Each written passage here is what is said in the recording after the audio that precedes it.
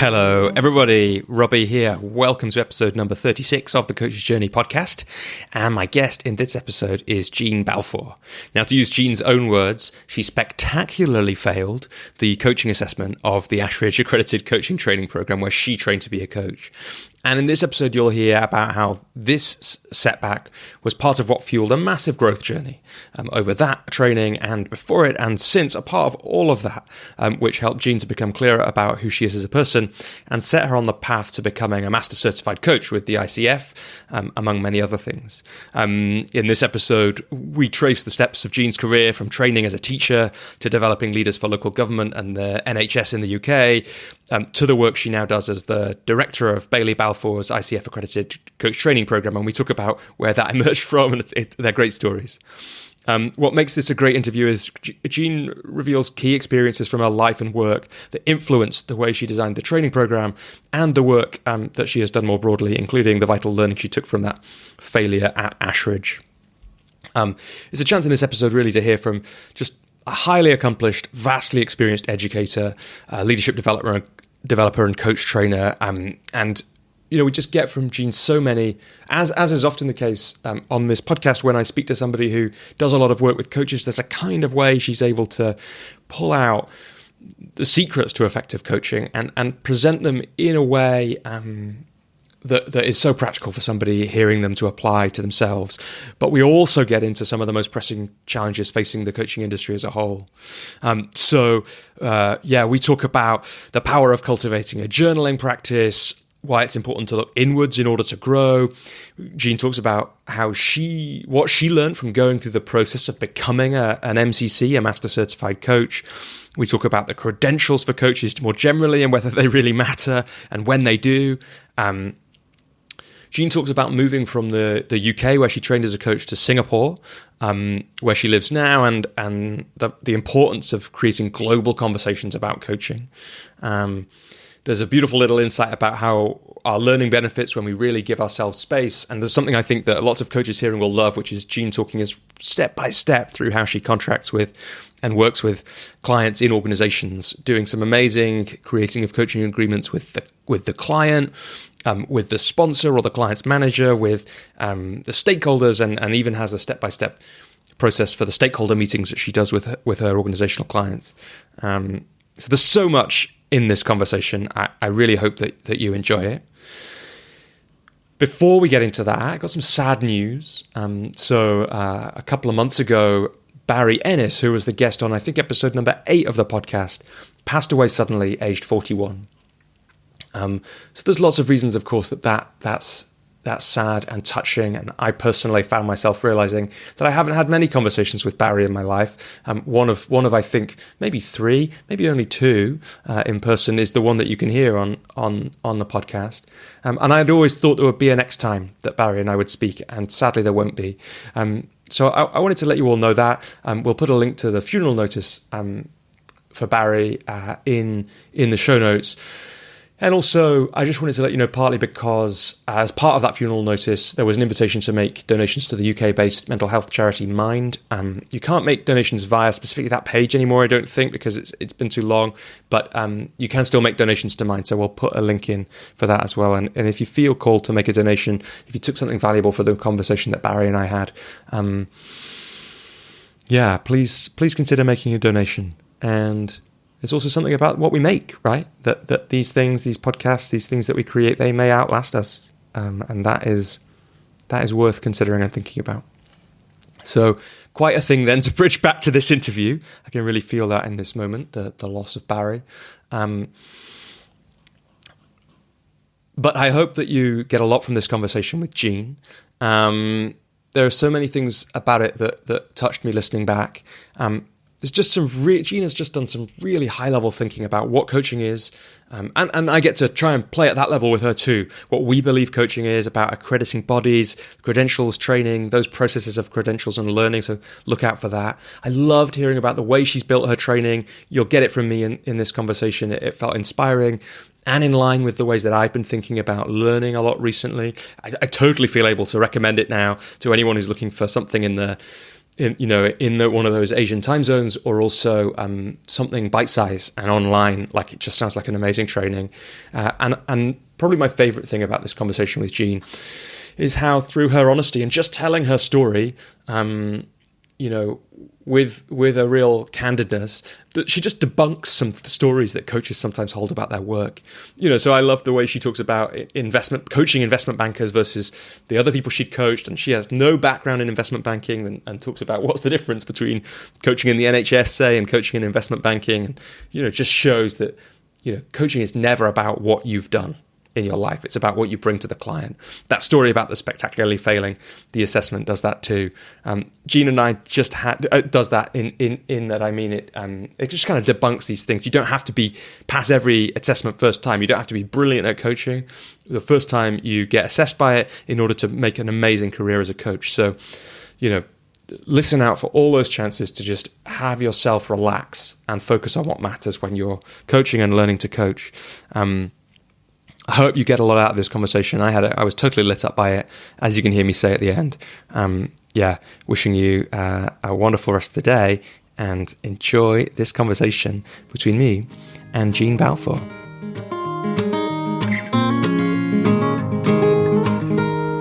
Jean, welcome to the Coach's Journey podcast. Thanks, Robbie. It's really great to be here, joining you from Singapore today. Yeah. It's windy outside, but lovely and warm. Yeah, and in London, it's like, we're recording this at the start of March. It's like, it's spring here. And that is one of my, it's kind of coaching thing as well, I think, actually. But it's become a really, it's like, it happens for me in illness as well. When I feel myself getting better, it's like that feeling of spring is quite a relief, really, and quite exciting. The daffodils are out, blossoms on the trees. It's very lovely here at the moment. And one of the, it's always interesting how the guests end up on this show and how we first connected. And it was one of my still one of my favorite stories from the podcast, really, because when you make something, you don't know what's going to happen with it. And then a woman called Lara added me on LinkedIn and said, the trainer on my coaching training in Singapore shared your podcast with me. And I was like, isn't that an amazing thing that couldn't have happened, 30 years ago? And it was just a lovely, sense of impact and possibility for me, and a sense of what can happen if you make something and you try and make something good and you put it out on the internet. That kind of thing can happen. And you were that trainer. So, and a couple of years later, here we are. Lovely to have you on the podcast. Yeah, good. It's good, Robbie. It was, I don't know how I came across your podcast, actually. I can't remember that. But I do know that, well, as you know, because you're also training coaches, that the ever-present question for coaches, particularly those who are wanting to go out into their own business, is how do I build a practice? How do I do that? And your podcast has been a great resource, I think, for people to be able to hear some of the real practical pieces of that and live stories from people. And that's why I point people to it, because of that practical nature of it. Yeah, and that really was... I don't know how often I've said this on the podcast, but that really was one of the reasons I set it up. Like, when I finished or was finishing my training as a coach, I don't know where I got this inspiration from. It might have been a career change blog that I was reading at the time. I had conversations with, I can't remember, 3-4 coaches who had successfully done it, basically, and asked them a load of questions about what they, I just had coffees with them, asked them questions about what they'd done. And then I found myself retelling their stories a lot and wishing that I'd recorded them, basically, so I could share them. And that was really the start of the idea in some ways of the podcast. So yeah, let's make sure we do that in this episode today, because I know that you've got an enormous amount of experience to share, and I think we can touch on some things, probably partly because you know the podcast. We can touch on things that haven't been touched on before, and avoid skip over the bits or touch on lightly the bits that we've talked about a lot. Although it's always I'm always hesitant to say something like that, because saying yours, whatever you say today, about experience, even if we've talked about it on the podcast 15 times, will come with your flavor. And I always think when I'm creating things, I always try and remember that a lot. Like, it's okay to say the same thing again. It's okay to say something that someone else said, because someone will hear it for the first time when I say it, and all that's okay. So we'll get into loads of things, I'm sure, in this episode, but let's start in the way that we often do on this podcast. When did you first come across coaching in the way that we are going to talk about it today? So because I knew you were going to ask me this question, yeah. I've been really smiling about my experience of this. I spent my early career training as a teacher, and then I moved into organisation development, talent and leadership roles in organisations. But this was before coaching was really being talked about. And then I got a consultancy job working for an organisation that mainly provided consultancy to the National Health Service in the UK. And my boss said, "I've got a coaching client for you." And I literally said, "What is coaching?" And she didn't give me much information, and off I went, and had a fabulous first experience, because the person I was with was and is an intelligent, capable woman who was already quite senior. I mean, goodness knows how she ended up with me as a coach in that space. But and she and I had a really good coaching relationship. And I mean, I guess I am an educator. I've kind of grown up always in a sort of extended family situation. I know how to communicate. I know how to do that. And I guess I just brought all those skills into that relationship, but without any framework, teaching, knowledge, anything. It was a conversation. So and funny. There I was. 22 years ago, that was. So. Yeah, what a great, thinking about what you just said about the practicalities of running a coaching business. That's great. Like, you've got a client before you even knew what coaching was. Absolutely fantastic.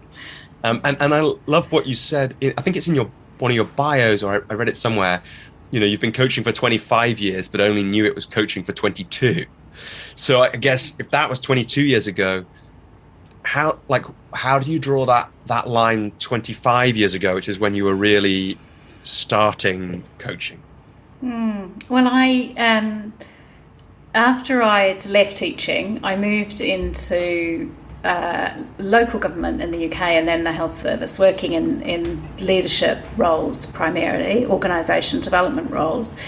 And I was really proactively developing leaders. I look back on it and think I was developing emotional intelligence. I was working with them, but I did a lot of informal one-on-one working with people when they were struggling with a leadership challenge.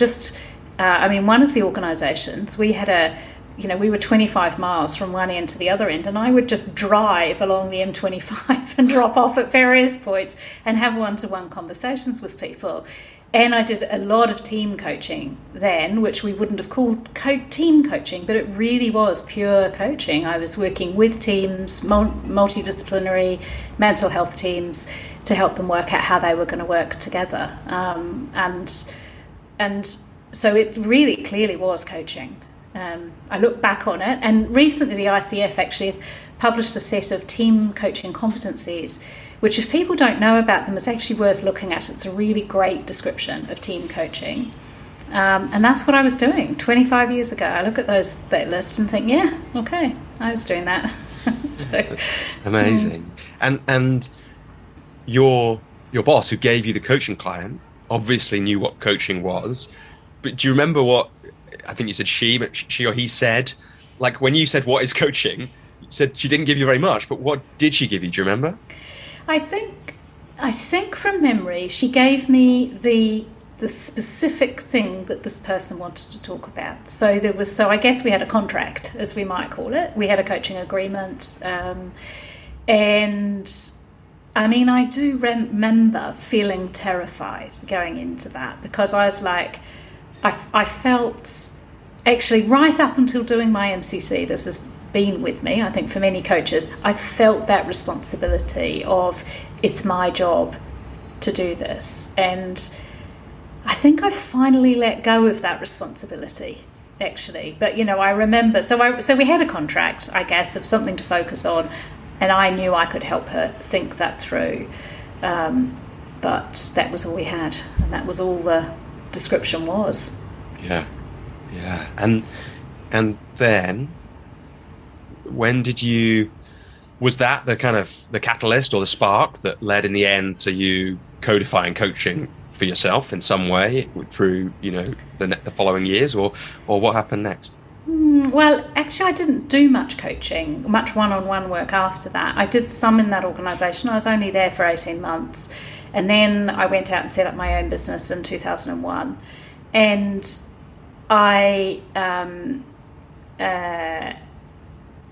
I'm curious because you had Anne Hathaway on the call, on a previous call, and I can't believe I didn't meet Anne, because I realised that I knew people she was talking about quite well, and that we've moved in each other's circles, and somehow because of those circles I met Nancy Klein in 2001. Actually, the week I started my business I met Nancy Klein, and so I then trained with Nancy in the thinking environment. And I guess for the next few years, I talked about thinking partnerships more than coaching, and it probably wasn't. And also at that stage, I was doing so much group work, and I really love group work, that I was really drawn into that space, I think, more than the one-on-one work.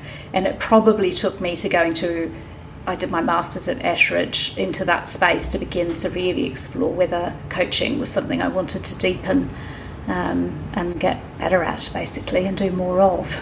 Yeah, it's so interesting, that thing about moving in the circles and not coming across Anne. And it's really, I've, accidentally really ended up doing a little, in some ways, a listening series, because I know how important listening is to you in your work. And we had Anne, and we had Raquel Ark as well. And so people who haven't listened to those episodes yet should go back and check them out. And, of course, we did talk about Nancy and the thinking environment there, but it's like, how did you come across that? What was that training like? And I guess how has it influenced you since then? Well, let me answer the last question first. Yeah. Massively. Yeah. Massively. So there's no way you can work with Nancy without realising that we weren't listening prior to that. Yeah. I didn't really understand the concept of listening, I think, and she talks about it as being attention, and that's because it's a whole body presence. We might now talk about it being more presence, but I love the concept of attention. And I know to this day that work that I did with her sits inside my practice, inside all of my relationships in my life, that fundamental stopping and just listening to somebody is so powerful. It is also terrifying for people, actually, to be listened to in that way, because it's never really happened. For most people, it's not really happening. And I know I'm a really good listener, and I credit that with that work with Nancy right at the beginning. And it sits underneath how I see training coaches, that unless coaches are able to sit in themselves, in the presence of another, and give that deep level of attention, then it's really hard for them to do the job of coaching. Yeah, and it's like, I imagine that, what am I trying to say here? I imagine that training coaches, so I think that listening sometimes, it's like, with anything that we learn, it can be easy to forget how we were before. So once you've spent a lot of time focusing on listening, I find I forget that not everyone does that. It's really easy to forget. And I imagine that training people in that is a great way to remember. But I think for people who have practiced listening in that way, yeah, it is just one of the things I love about. I mean, I think that without training, even just by reading Time to Think, and then practicing what was written in there, it had an impact on me. So I can't imagine what it'd be like to do that training in more detail. Well, I kind of can. It's like, it's a good reminder, though, just to remember that when you've practiced listening a lot, when you've changed how you listen, it's quite an extraordinary thing, really, for the people around you, whether that's clients or family members or whatever. And in the process of that training, I made 2 lifelong friends, because if you sit in a room with somebody and listen to them for 10 days, my training was 10 days with Nancy, you really get to know somebody incredibly well. And I'm very grateful for that period of time and that learning. And it was amazing. And you said that you used the phrase thinking partnerships in when you were talking about this kind of work in the years that followed that. I wonder what you think about the advantages, the kind of disadvantages of the way we talk about this work we do. Those are 2 examples of ways we could do it. And of course it was different in early 2000s. Awareness of coaching was different, all that kind of thing. And I'm sure it was different. In some ways it was good that there was less awareness of coaching, and in some ways it was less good. But I guess both then and now, what do you think about the ways that we describe this kind of work? Well, I think that at our hearts we are listening to people to help them be themselves. And I think we can get really hung up on the way we talk about it, on how we talk about it, on labelling it, and particularly on the theoretical side and the different schools of coaching and the different approaches to coaching. And I think that as coaching has become more mature, it's almost like we're moving into corners of this is the way and that's the way, and we need to describe it as this and we need to talk about it like that. And I think it's just really important that we keep holding at heart that what we're doing is sitting with another person to help them think, to help them access their own wisdom, and we'll all come at it from a different perspective, a different theoretical framework. But the research is very clear about this, that it's the nature of the relationship and the nature of the presence that we have with our clients that is what delivers the outcome. And actually the school is almost irrelevant. And that is, I think, so I'm not sure whether I've answered your question, but that's my kind of sense of it. I want to just hold all of that at the heart, that this is what my job is to help somebody to feel so held and safe and bold that they can really dig into their own wisdom and find out what it is that's best for them. I don't know whether I answered your question, Robbie. But I don't think you did, but I always love it when people answer a much better question than the one that I asked. And you absolutely did there, because I think you went like a level up from what I was asking. And what you said is really important, because it's like when we're starting out as a coach, we're worrying a lot about, am I doing it right, essentially? And people, like you say, that doesn't end when we're, that doesn't have to end for coaches. Like, it can carry on for years and years. And we can get quite territorial about it, or the industry, I think, does get quite territorial in different ways about, this is the right way or the only way. And there's a marketing side to it as well, which is like, this is the thing that'll transform your clients' lives forever, or your life, or whatever. And that thing that you described is actually the thing that always, I think, as far as I know, and like you say, as far as I've read and researched, is the thing that makes the difference. And that should be, shouldn't it? It should be both a relief to coaches, because like that's the thing to do, and it should also be instructive, because that's the thing to practice, right? Whatever you're practicing, whatever training you're doing, that should be what you're practicing doing and wanting to get better at. Yeah, and then let's ask the question that I asked again. So with that in mind, one of the questions is, how do you get the person to sit down with you to do that?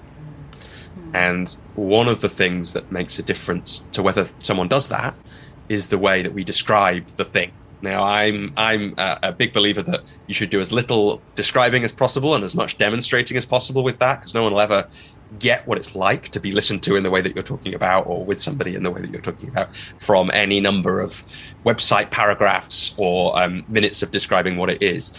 And there's something, I think the reason that what you said about thinking partnerships piqued my interest is that I think in a way thinking partnerships is a phrase that people can, like, in a way that coaching isn't, is a phrase that people can get a sense of what it is from. And especially leaders, I think it's like, not everybody will know the value of it, but they'll have a sense of like, okay, yeah, I don't really have any thinking partners, is a phrase that a leader might say or has said to me before. It's like, I don't have anyone to do this with. And so you can get that kind of sense from that phrase, whereas I think sometimes coaching doesn't, unless people have come across coaching in the way that we're talking about it now before, they won't necessarily get it. And I think that probably, just thinking aloud here, after I've said this thing, Jean, which is not really a question, tell me what you agree with and don't agree with, but like, there's a way in which perhaps the word coaching distracts both the coach and the client or coachee or whatever we might call the other person from the thing that you've just said is what makes a difference.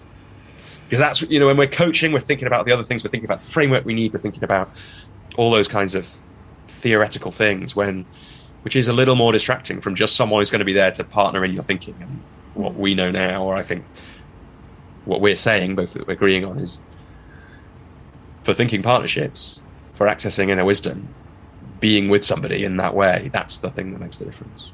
Mm-hmm. So can I just check my understanding of your question is really about is about that? How do I describe it? How do I talk about it? Is that the response to that? Good question. I guess in this moment, I'm just curious. Yeah, what are you noticing about this conversation we have, about how we talk about our work, about the impacts of that? Well, so I guess what I was noticing is that because of the way my clients mostly come to me, I don't have those initial conversations so often because I'm already usually talking to them, and they've usually been in some sort of organisational process because I'm mainly coaching executives. That means that they've had some conversation about what is coaching and what is it that's going to happen prior to coming, and there's usually some I was going to use the word diagnostic, but that's not really what it is. But there's some context or situation around which they're wanting to have somebody to support them in it, and so that's one thing. And I do sometimes still have coaching clients who come to me and talk about it as being training, and so then there's a journey for me to help them to understand that isn't what this is. That this is really a process for you to do some learning and for me to kind of help you with that and to signpost it. But it does mean that there's also a bit of a continuum about how I guide them into that process of being coached, especially if they've got some specific early leadership challenges and don't know. I had a client this week who'd never done an interview with anyone and didn't know what to do and was interviewing somebody that afternoon. Well, at that point, my job is actually not to coach her. It's to move into trainer mode and to slip from that. So I still don't think I've quite answered your question, though. I think it's curious. I think maybe I'm hesitating talking about how I talk about coaching or how I think we talk about it. Yeah, maybe. Good catch. Like I want to come back to the continuums and trainer versus coach, and I know that we can think about consultancy in there as well. Definitely want to come back to all that. But because you've said that now, I'm curious as well, Jean. Okay, let me ask a really clear question. When you were talking about thinking partnerships in those early days, how do you think that affected the work you were doing with people? So I think that the interesting thing about thinking partnerships is the second part of that word. And I have a bit of an aha as you ask that question, is that it is a partnership. And so it's usually equal time where I think with you and then you think with me, or we're in that together. And the difference, of course, with coaching is that that's not the case. We are thinking together, but we have a different role in that process. And so I think that's different. And as I'm talking about it, I'm thinking, wow, there's some really interesting differences around power dynamics, around how that plays out in coaching, and around probably for me, because I have a big thing about feeling responsible, the feeling of responsibility as a coach, and that actually it's kind of easier to talk about a thinking partnership because then we're mutually responsible for what's happening. But as a coach, I've really had to learn that it's not my responsibility. My responsibility is to be the coach. That's my role. And my client's responsibility is to be the client and work things through. But it's not my responsibility to change their life. Yeah. Such a nice reflection. And it's like, I think it's we're in a kind of we're in the intricacies of language here, aren't we? And as coaches, we know that that's important, right? We know that the language people use is important, and I'm aware that in the ICF definition of coaching, the word partner is in there, right? It's like it's in there right at the start of it.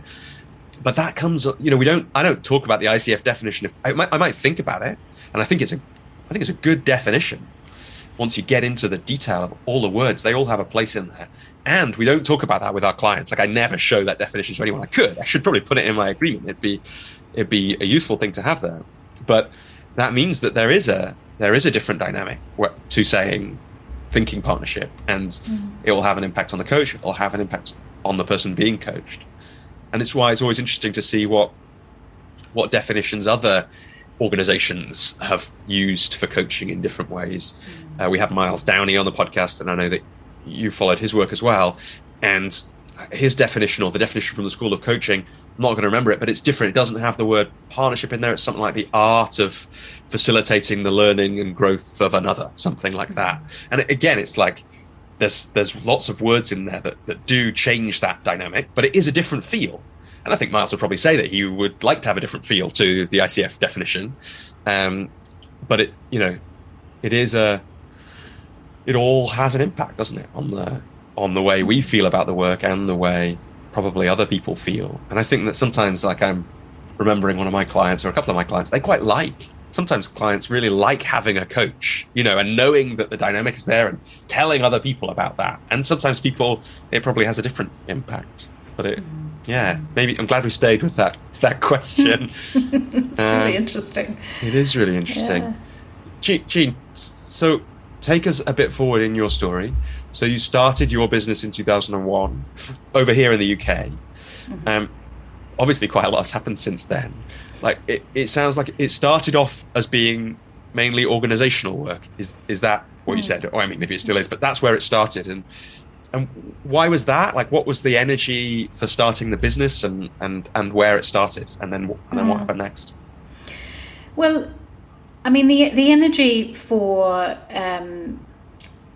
being in the business and still being in the same business and not in an organisation, and there is a bit of a story about that over the last few years, but was that I found that when I was inside organisations, so much of my time was taken up with organisational stuff, day-to-day stuff that has to happen. And at my core, I'm a teacher and a coach. That's my core.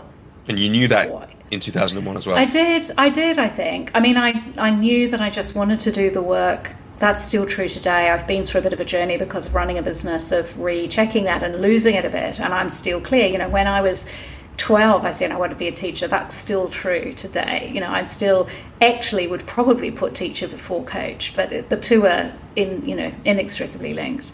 And so I wanted to just be in the work, basically. And I had a window where I knew I had a contract that was running action learning groups, actually, which are a form of group coaching. We didn't call it that then, of course, but they are a form of group coaching. But you did call it action learning then, right? I did call it action learning then, and many people still do call it action learning, and I like the term action learning because it gives a real kind of context to it.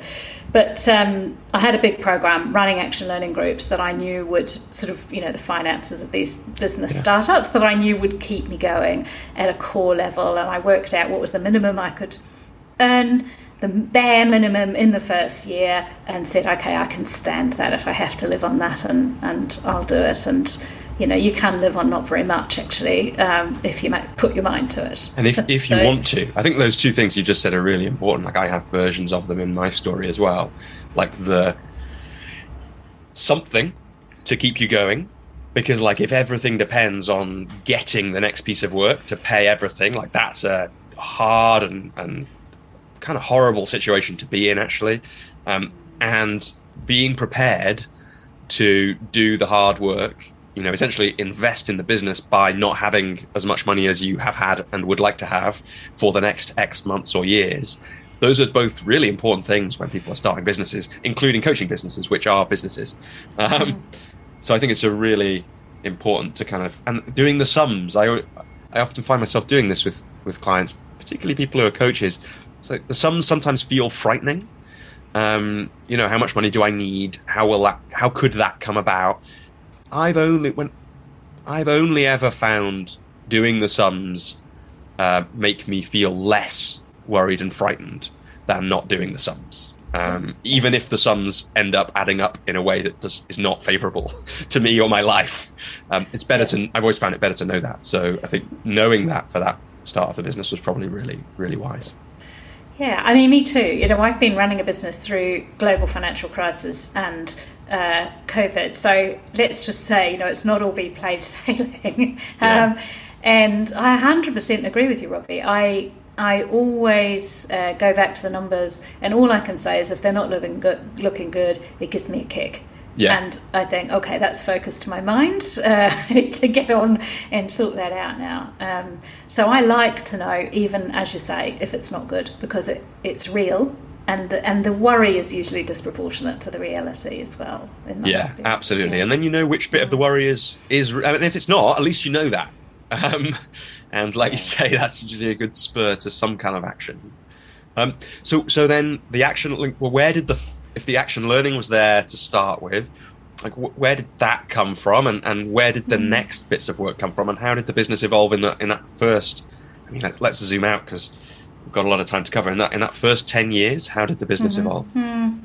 Well, initially, so for the first probably 5 years, I think my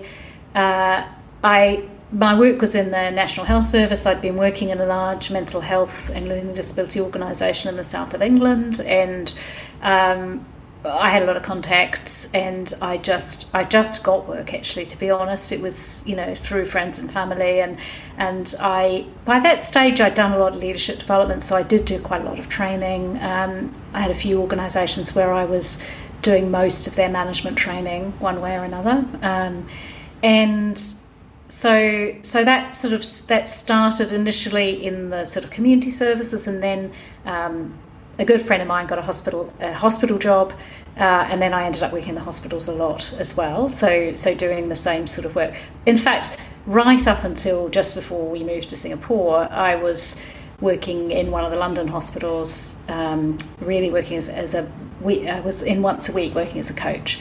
So the health service work kind of carried on through everything, and thank goodness, actually, because that's what got me through the global financial crisis financially. And then about 5 years in, a friend of mine was head of diversity at one of the investment banks, and she invited me to go in and do some facilitation of some of their what's called employee resource groups, the groups that represent underrepresented bodies, well, not represent, they're developmental and business building groups.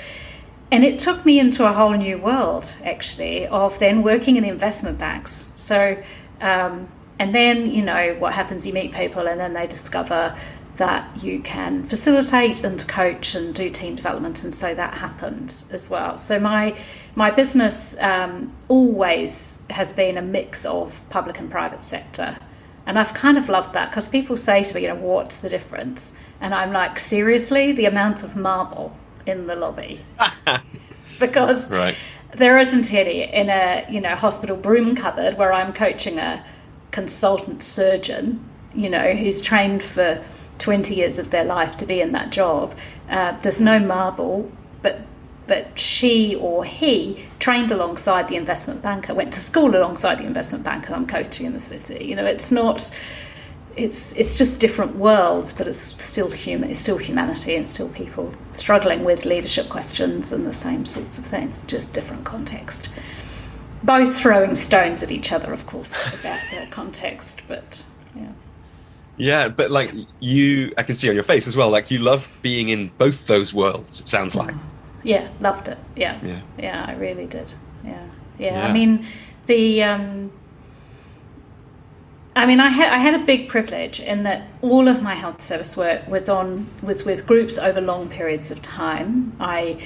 So I felt always like I was part of the organisation but not part of the organisation, and I had sort of blank checks around coaching. I could have a coaching relationship with somebody that lasted a year, and nobody asked any questions about that. We didn't have to account for 6 sessions, and we could just work, and that individual, whoever they were, a nurse, a doctor, a manager, could send me a message and say, I need to see you when you're next in, can we have a session? So we could just work on that basis, and that was really fantastic. It was amazing opportunities.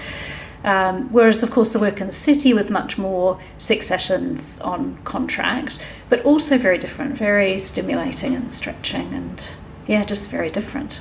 Yeah, and so from all that experience, in terms of, what did you learn about how those rhythms of sessions, or the agreements, the lengths of those agreements, I always like, so one of the things I like about, I don't do it so much anymore, but I do sometimes, I don't learn so much. A lot of the learning has happened, I guess.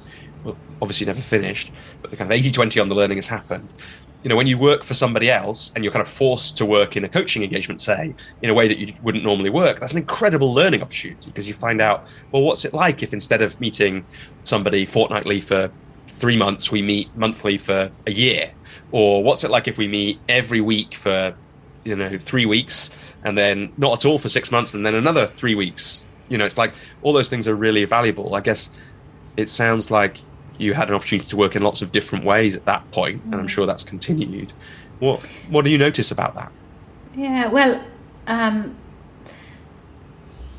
one thing I kind of know that I've come to see, that I find that I still struggle with a bit because of the nature of clients, is that actually more regular is better than less regular. And so I have some clients, because of the nature of their job, sometimes we have a 6-week or 2-month gap between coaching sessions, and just very practically for me, I'm really trying for that not to happen now, because I don't think we get into a rhythm of sessions, reflection, learning, application, and we don't get into that rhythm as well. And so I think that's really one thing I have learned. It's still really hard to get sometimes, because clients get lost in a big project at work, and then they just can't, or they choose not to, or whatever reason. But the other side of that is where we had a blank check.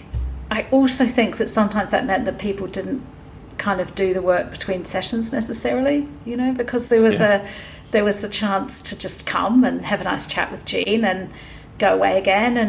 And I look back on some of that and think that I don't think that didn't add value. I think particularly if you've got people I did a lot of work with accident and emergency doctors. Sometimes actually all they need is to come and have a nice chat with Jean and just download, because they're stressed, usually not about their clinical work, but usually about the hospital procedures and finding beds for patients and stuff. But in other cases, I think I probably missed opportunities to hold people more to account for making some changes in their behaviours, and really keeping that rhythm that feels like it's there more when you've got a very formal organisational contract and you're answering back to a senior manager. It helps keep the client and the coach on track, actually. Focused on that. Yeah, again, a bit like the kind of language we use, there's all these intricacies that are there in the way that works. And I think I agree. I sometimes even think that monthly, not for all clients, but monthly with some clients feels like a too long a gap, really, when you see the impact that it can have when you're meeting more often than that.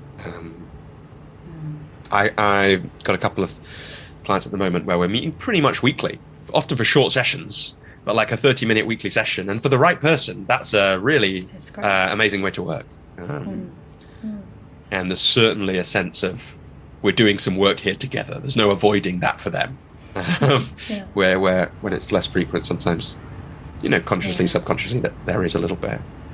And so then, those contracts were happening, and the financial crisis was happening, and how bring us kind of up to date in your business. And I guess I'm curious, the move to Singapore happened particularly, and also coaching training happened at some point. But what else was going on, and well, the part of that actually links to my coach training, because for me, my own coach training, I went to Ashridge and did their MSc in organisation consulting, as it was there. It was called AMOC, and I'm guessing that maybe a few people on this call will know about AMOC because it had a bit of a legendary story that went with it. What was the legendary story?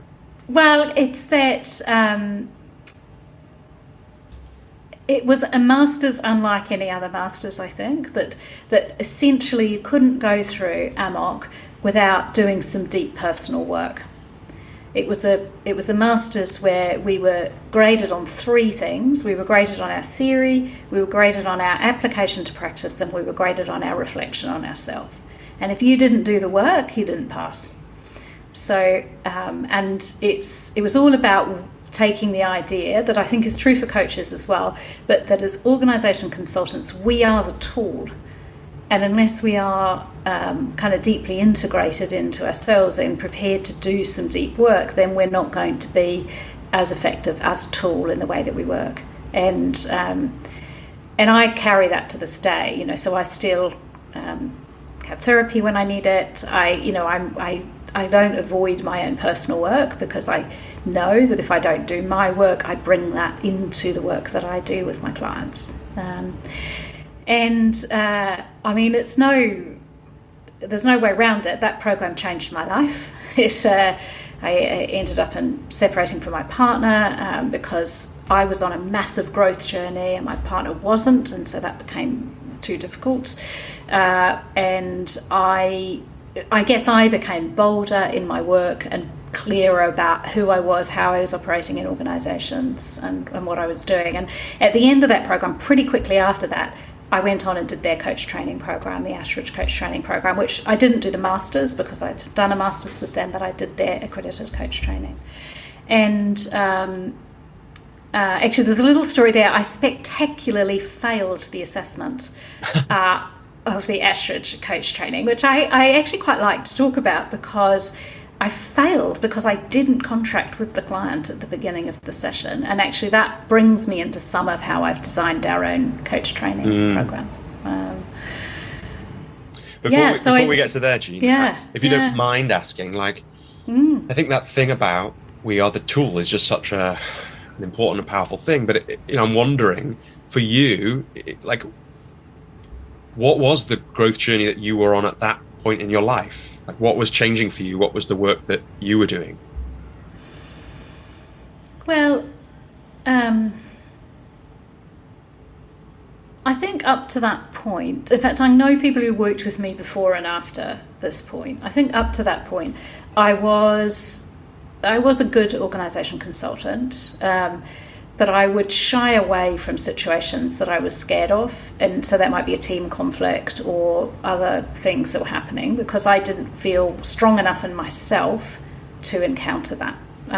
And I think actually of an event I ran for the procurement team of a construction company. So this is a very specific group of people where it really went badly wrong and I misread it and it was not a good experience. And I think that what happened during the Ashridge experience was that I really learned to trust what I can do and to be more bold and to be able to go into different situations and I think that's continued to grow, and I think this is true for us as coaches that as we get more experienced and as we get to know ourselves better, we are more able to hold more complex situations. So I guess really what happened was that I kind of went on that personal journey. I also, curiously, I didn't do a first degree. I trained as a primary school teacher and didn't do a first degree, and I think the academic rigour also put some rigour around my thinking and my way of being in the way I was working with things. The other thing was we had an assignment a month of 5,000 words, and it was tough. And it also really helped me out my game about what I thought was possible, what I could do, how much I could do. And so I think what it did was it took me out of thinking I'm kind of there doing a bit of a consulting job into my lane. And I knew once I got in my lane, I can do this. And of course, things do continue occasionally to go wrong because we're working with people. But I'm much bolder and more confident about that. So it really shifted it. So one of my friends said that during that period, it was like I was flowering. It was like I just came out of myself and into a sort of flowering space, I suppose, more confident. Yeah, wow. Space. Yeah, so much in there, but I love that thing you said about being strong enough in ourselves to encounter the difficult things. And it's like I caught myself thinking yesterday, I spoke to a client, and just that kind of thing happened at the end of the call. Just afterwards I was thinking, that was a kind of, I'm different to how I used to be with those things. Like, I've grown, and it was the last 15 minutes of the call was undoubtedly the bit that was transformational for the client. Like, she knew that, I knew that, and will ripple on in her life. Like, we both know it for months or years, right? And it came from me from those two, that combination of things. I think, my version of that is like being strong enough in myself to encounter the difficult thing, the complexity of what's in front of me, and and the boldness that you need to not only encounter it but intervene in some way, obviously in the coaching way. But yeah, I think that's a wonderful way to put this thing which feels, I think like I still so my bit of that imposter stuff, which is still here in its own way, the thing that, if I could really embody and remember it, would, I think, diffuses that at the best of times, is to remember that how much of that growth to become the tool I've done. And that, because that's the kind of the thing that is like, again, it's a bit like, for me, maybe it's maybe for me, I don't know if it's for other people as well. For me, it's the same as remembering how much better at listening I am than I used to be. It's like a thing that I can easily forget has happened, but it's really what means on a really good day, I can remember, like, oh yeah, that's why this stuff works. That's why I can believe in my work, because I've done all this work to make myself a more effective tool than I used to be. Yeah, and the thing, Robbie, with our type of work is that it's not, we get better with age, basically, as long as we do some of the work. The age and the experience and life experiences actually support that as well. And it's a really good point. As long as we're like doing something, and that's really in my mind at the moment, because my book has come out recently, and really, one of the things about putting the book out is I'm starting to see it. You see everything through the frames of the book, and that's in what you just said. It's like, really what I learned from my 12-minute writing practice is, if you do something a little bit every week for a long time, then that time is on your side, and in the future you can kind of guarantee that you will become more closely the person you want to be, if that little thing is pointing you in that direction.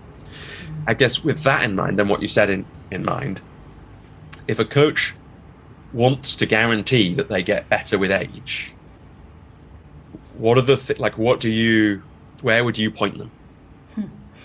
Inwards. Inwards, yeah.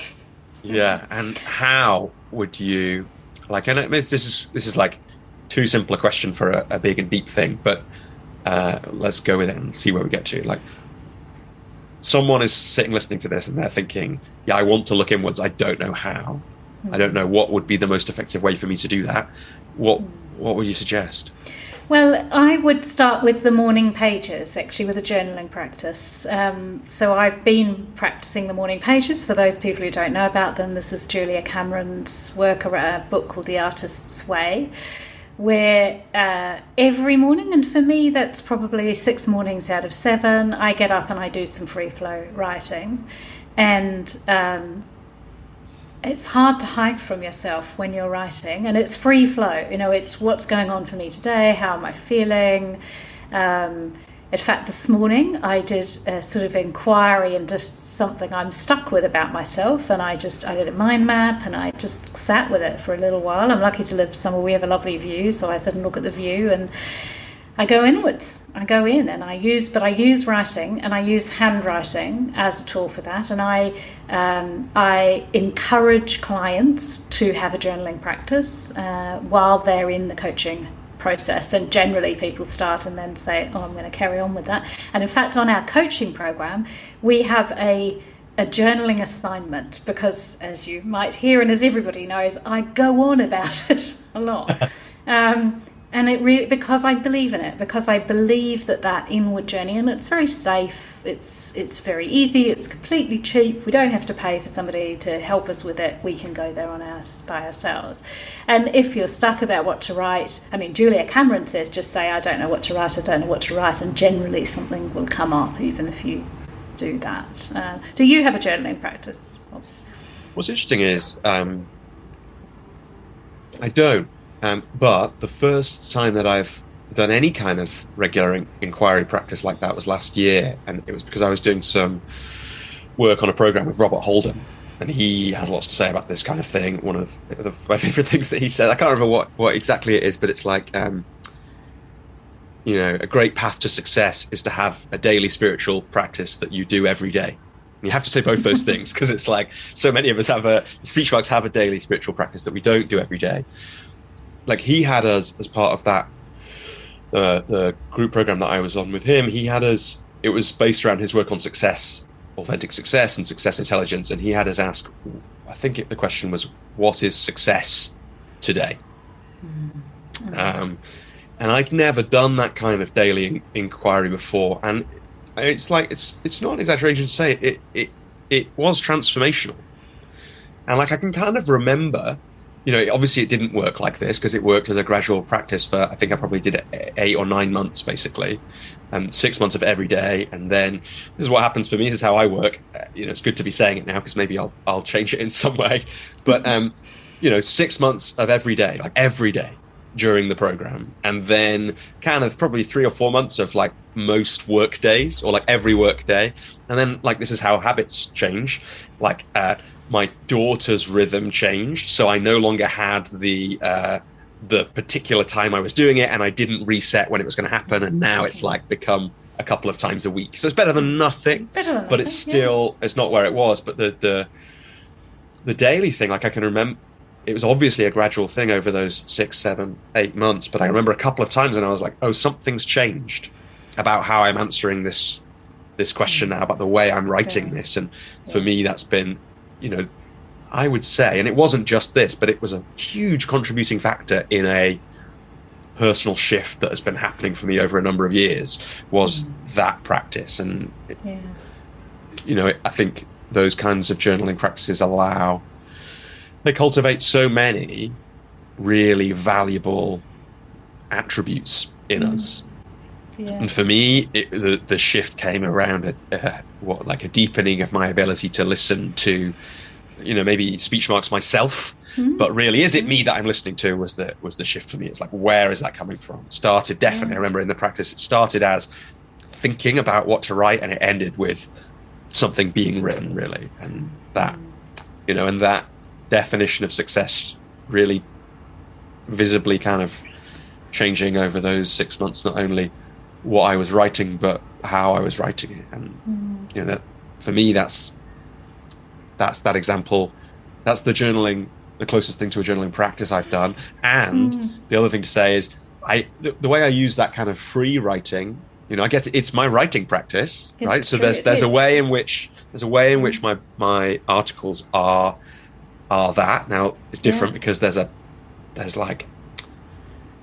performance element to writing for consumption by other people, albeit my writing practice, the attempt with it was always to take that out, because that was the thing that stops me publishing writing online. Yes. And I sometimes use it. The thing that I don't do it probably that often, but in really difficult times, it's like, I remember with one of my coaches saying, just really realizing it's my prayer. It's like, that's what I'm doing. So when I really need to pray, essentially, now I come from when I was growing up, my parents weren't religious in any way. And I definitely, I don't have religion in that way, but sometimes that writing practice is undeniably that, so in very difficult times, I sometimes go to that kind of thing too, either when my head just needs sorting out, or when there's something more than that. All of that it's beautiful. In fact, Julia Cameron's just written a book about writing and prayer, the daily pages as a form of prayer, in fact. So it's very interesting what you say about that.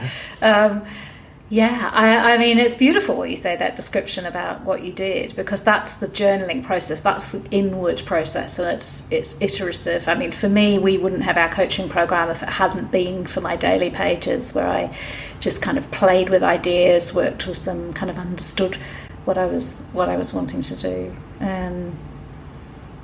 Yeah, so it's really important. And then, of course, at points in our lives, it's helpful to have a coach as a coach, or a therapist, or somebody who can help us go even deeper, unlock things that we're stuck on, and really, really important to do that work, to stay with that journey, I think. Yeah, absolutely. And, we could talk about that more, but I'm curious. So then, after AMOC, you did the coaching masters, and how did that coaching, it wasn't the masters, you didn't do the masters, you did the accredited course. How did that affect the work you were doing one-on-one and your work more broadly? Well, I guess the end of AMOC and the coaching program actually meant that I then started to get formal coaching assignments in the city, in the investment banks, because I was at the right level then. I was kind of accredited in the right way to do that. Was that accreditation important for them? It was slightly less though now. It's incredibly important now to be accredited in the right places in the right ways. Then it was, I went through, you usually then go through some selection processes to get on the panels for those organisations. And but part of that was knowing that you were trained, and you were trained well. So that took me into that work, into more of that. And so I guess before I came to Singapore, I was coaching in the city, doing a bit of diversity and inclusion work in the city. So I've always done quite a bit of particularly women's development, helping women think about their careers. And then I was working a day a week in one hospital, and then sometimes a day a week in another hospital, and sort of had that hybrid practice.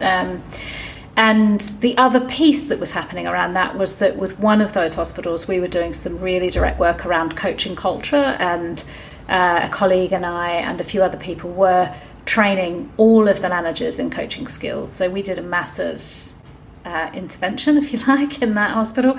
And I'm still in contact with quite a few people there, and people say that it had, that all of that had an impact. They also trained some coaches internally, so they bought some coach training, and I guess that began to sow the seed for me of, we could be accredited as well. We could be doing what this other person is doing, and so that was the beginning of that journey, I suppose. And then, the coming to Singapore was, I grew up with stories. My father grew up in Myanmar, Burma as it was there, and India. I'd grown up with stories of the tropics, and I kind of wanted my own experience. And so through a long series, boring things happened, but basically in the end decided to come to Singapore and set up a similar business, the same business, but run it in Singapore. And I've been here 6.5 years, and that was a very good decision. Very, very good decision. It was been well tested with COVID, because we pretty much weren't allowed off the island for 2 years, and it's a small island. To put it in context for those who don't know, it's about the same size as the Isle of Wight, and we have 6.5 million people, but incredibly organised. It doesn't feel like that's what you would think it would feel like. It's a good place to live, and so that's how I came to be here, I guess. And there's lots of things in what you just said I'd love to get into. The first one maybe is, when you moved, how did your business move with you, and what did you have to do differently? And I guess you described what your business was looking like before you left, with the time in the investment banks and a couple of days in the hospitals, maybe. Like, how did that change how has that changed since you moved to Singapore? Well, and this is part of the story about how our coach program came about, actually. So the first year, it was like any new business. We were starting from scratch here. And so I still did a bit of work in the UK. I was on some hideous, backwards and forwards. This is not a short flight to be a little bit backwards and forwards. And the time zone is not, the time zone change is not kind. No, and I don't do well on jet lag. But slowly the business built up here. It was a combination of contacts. I'd done a lot of work for one of the banks in Europe, and I still do a lot of back work for them here, but that took 18 months for the local team to kind of get me in and work out where I would fit there. So I still work for them a lot. I did a massive amount of networking, like massive. And so it was hard graft, actually. It really felt like building a business from scratch again. And when you started that networking, I don't know, how did you set about it or what really worked? Well, actually, I used the diversity angle because at that stage, diversity and inclusion was not really, there wasn't much traction on how that was being worked in Asia Pacific, and I had a lot of experience from London. So I just connected with people, and people were actually keen to have conversations with people who were doing that work. So then I joined some of the women's networks here in Singapore and made sure that, and just then built relationships from there, really, and in Hong Kong, actually, because we did a lot of work in Hong Kong. So I also would go backwards and forwards to Hong Kong quite a bit. And it emerged, as these things do when you put effort in. Eventually things emerge. But one of the things that emerged was that because of the nature of the region, lots of organisations want bite-size and virtual. This was how I described it. They want shorter courses, or if they want courses, and they want them virtually. And at that stage, so 6 years ago, pretty much everyone was using WebEx. And for anyone who wants to remember what WebEx was like, even 3 years ago, actually, because WebEx didn't mature until very recently, it was a hideous tool where you just couldn't have any interaction. And I found myself talking to camera. And I just kept thinking, I can't do this for the rest of my life. I feel like I'm a facilitator, a teacher, a coach, and I'm talking to camera, doing a lot of that. And a friend of ours said that she had been on the, I can't remember his name, the marketing, the guy, you've talked about him as well, Seth Godin. Seth Godin's course. And he ran it in Zoom about 8 years ago. And she said, oh my goodness, you've got to look at Zoom. So we did. And then I had a kind of epiphany. Oh my goodness, we're in a region that wants bite-size and virtual. We should move into Zoom. And so we piloted our one-day coaching skills course for free over 4 weeks. And I watched two things happen. First of all, Zoom was just amazing because it just worked seamlessly. It was so light to touch. And I saw people learn quicker than they would if I had them in the classroom for a day, because if people have a learning experience and then go away and reflect, same as coaching, they apply it, they come back, they're more ready for the next bit of the learning the following week. So let me just check I've got it. So you changed a one-day in-person course into a course that ran over 4 weeks. Yeah, right. So, okay.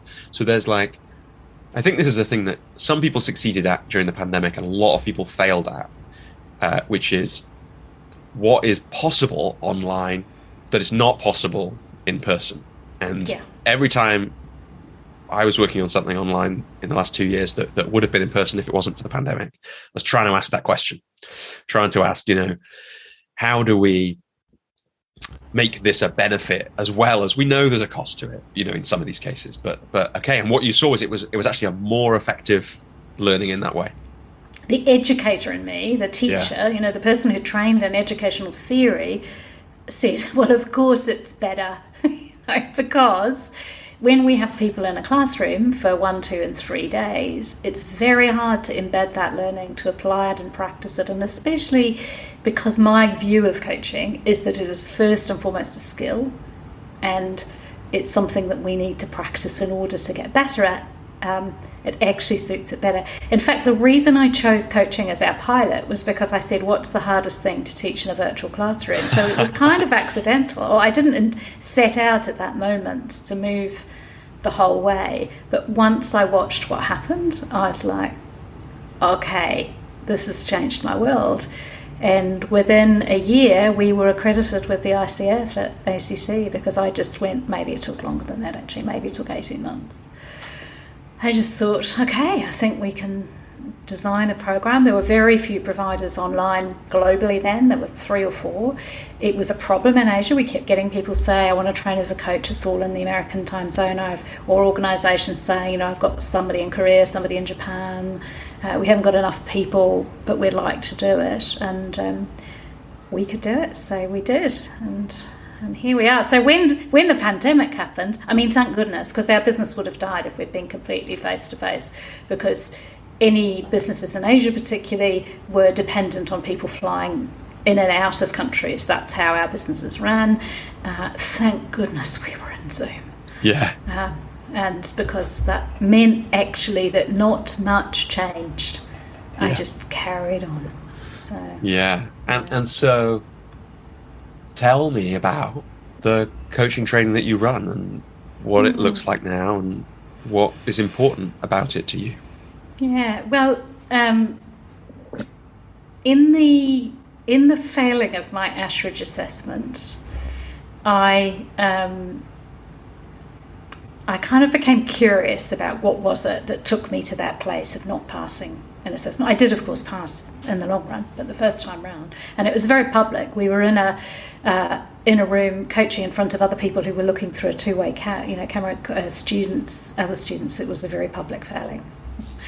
And I realised that while I had a very deep theoretical base on coaching and what it is, that there are some really core, not just the skills of listening, I was good at listening, I think, but some core processy stuff, like setting a coaching agreement at the beginning of a conversation, like knowing how to move the conversation through and take it through to sort of actions, outcomes and accountability, that somehow I'd missed. I don't know how. I look back and think, well, because actually none of the programs had kind of taught that. And that it got in the way of me being able to apply the theory because I was too busy doing that. So that's one thing. And the second thing was that my natural predisposition to feel responsible meant that I wasn't being person-centered enough, I guess. And the Ashridge approach is very relational, and so I needed to give myself permission to step back out of that responsibility. And I say all of that because that's the basis for our coach training program, basically. So we have a level 1 and level 2, which are, the level 1 is sort of aligns with the ACC of the ICF, and then you can go on and do the full ACTP path, for those who know what that means, the jargon. But it's level 2 takes people on to being able to apply for the PCC when they've got their hours. And our ACC is pretty fundamental. So we really very practical. We have a lot of practice, a lot of teaching of core skills, and we do people have to attend 22 hours of mentor coaching groups. So the practice groups where they're coaching in front of each other and giving feedback and with a faculty member, and those run over all of our cohorts, and people can come to more if they want to. So we don't stop people attending mentor coaching. And so the whole base of our level 1 program particularly is just, we've got some theory in it, and we obviously teach some things. We do things like the ladder of influence, and we talk about supporting people who maybe are struggling with self-esteem or career questions. So we do have those things in the program. But my goal is that our students come out at the end of the program not like me, unable to pass a coaching assessment, and they come out confident to coach. And we know that's happened. We know that that's what happens. And then our level 2 program becomes more theoretical. And by the time people get to level 2, they go, oh, this is great. I get this now because I'm not worried about the nuts and bolts of being a coach. I know how to do that. And now I can think about solution focused as well as the approaches, and I can think about where would I apply this, and I can practice the skills and things. So that's how we run it. And we're still bite-sized. So everything is bite-sized. We do everything. Our longest thing is 3 hours. So that's how it is. That's how it works. Yeah, so interesting. I'm finally, partly because I did that episode with Miles Downey, reading The Inner Game of Tennis, which, until I kind of I didn't really know was essentially, in some ways, was the foundation of coaching, right? It came from that book. And that's a crazy story that I read it. I was going through Coaching for Performance, John Whitmore's book, and he tells that story in there.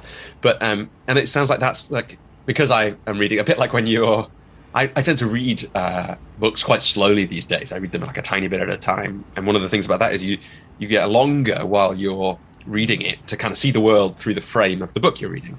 And of course, for those who don't know, reading in a game of tennis is great for that, because you can see everything through that frame, and it makes you question. It's all about learning, and it makes you question how you teach and how you have learned. And what I love about the way you've talked about that, I don't know if it's deliberate or not, but it's like, it sounds like you're really in that way. It's like, let's just get out of the way so that people can learn how they learn, which is a lot about watching and a lot about practicing and seeing how things work. And then later on, you can add on that stuff to deepen the thing.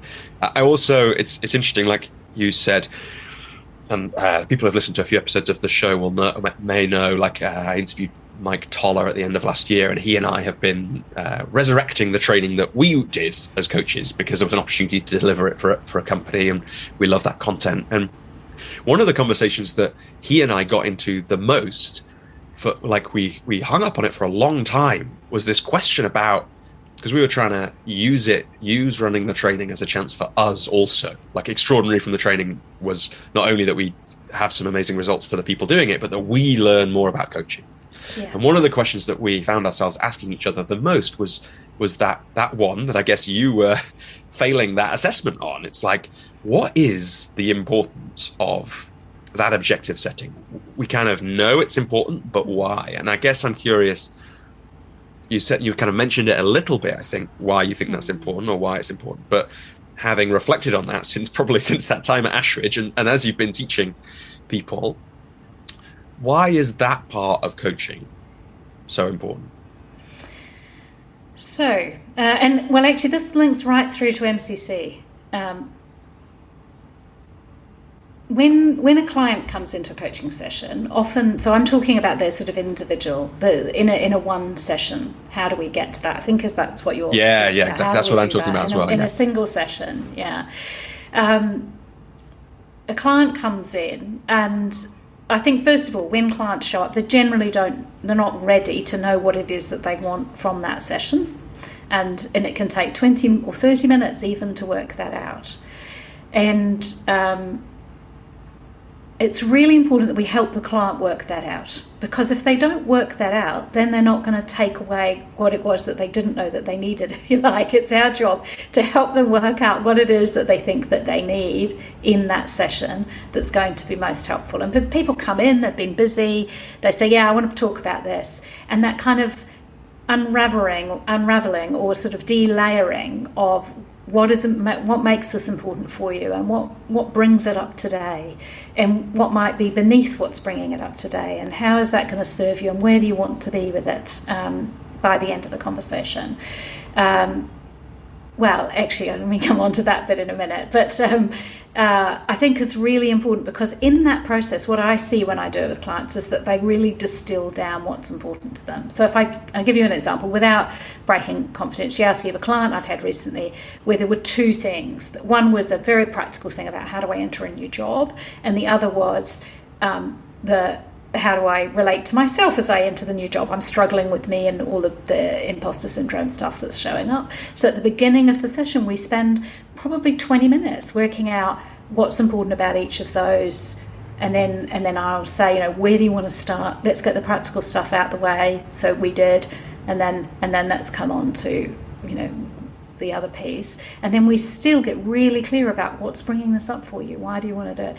In that process, something happens for me, and that's that I become so clear about what the client is seeking that my job becomes easier. It's completely then in service of my client, and I know where they want to be, so that's there, and they also have a clear sense of where the conversation is going in the structure. It stops it being just a conversation. It helps it to be a conversation with purpose and meaning, I guess. I do want to have a little piece about the ICF competencies, though, here, because I still struggle, even with my MCC, I still struggle with the success measures of the conversation, which are in the competencies. And I'm not sure that clients really get that at the beginning of a conversation, how to define. They can probably define how they might want to feel or where they might want to be by the end of the session. But to get really into that, what does success look like and how will you know and that kind of thing, I think sometimes can be a bit too much. And so I think that some coaching conversations you might spend the whole entire time and you don't have a clear coaching agreement, because that's what happens and that's what the client needs in that session. So I guess as I say all of that, I'm actually not hung up on it having to happen all the time or having to have those success measures. It's because it's about, is this session serving the client? Is it what they need in this moment? And just constantly checking back on that. Yeah, but what you said about what having that conversation can do, both for the client and for the coach, feels very powerful and valuable. Mm-hmm. And I think in there you kind of gave us some hints about how you do that as well. The kind of questions you ask and that kind of thing. Is there anything that, thinking about that first part, like you said, creating I said objective agreement is what the ICF would call it, the agreement for the contract for the coaching session itself. Is there anything do you have any moves that you really favor in that part of the conversation? Not really, except just checking back. I mean, the question actually that is a move on our program, which people seem to really avoid, and yet when they ask it, it has a big impact, is what makes this important for you? Or what does it mean for you? It's an unlocking question. It takes the person out of their head into their heart, often, into the values of that. And it can be very easy to stay at that agreement setting phase in our heads. Okay, so what are we going to talk about and where are we going to get there? But as soon as we say, what makes this important for you today, the person shifts into, okay, because of this, because of this. So, and I guess that's that thing you're saying. People may arrive not knowing what they want to get out of the session, and they've got a kind of vague idea or a hint or an area, and then asking that question is part of the unraveling of that, because it's like, well, really what matters to me here is this part of that thing. And suddenly everything becomes, I think there's an example, suddenly everything becomes easier, because if it's like time management, it's like, well, everyone's got a time management problem because we live in the 21st century. Exactly. There could be like a million things, and for any person it could be 1,000 things, until you know what makes that important to you today is such a great question. It's like, then we know, okay, it's this thing about the fact that you have no time for, I don't know what it is, that, no time to be, you're never home in time to see your kids, or, or like, I'm just not getting the important stuff done, or and I'm feeling under pressure because of that, or whatever. Many answers could come from that. Yeah. And then what you're saying there means that, now we're getting closer to what really matters in this conversation. That if it's because I'm not getting the important things done, then we're not talking about time management. We're talking about how do you get the important things done. So we begin to get clearer about what it is that the client is really seeking from the work, from the session. Yeah. I love it, Jean. And you hinted at it there. So it's that you've relatively recently become an MCC. So congratulations on that. And it's funny how podcast episodes come about. And maybe we'll talk about your podcast as well, and how this is working for you so far. But how people end up on this podcast is a mysterious thing, even to me as the person who controls it. But you've been on my list for quite a long time of potential guests. And then the thing that made me think, we should have this conversation, was you posted about becoming an MCC. And I suddenly realized that got me really curious, for someone who'd been coaching for a long time, what it was like to go through that process.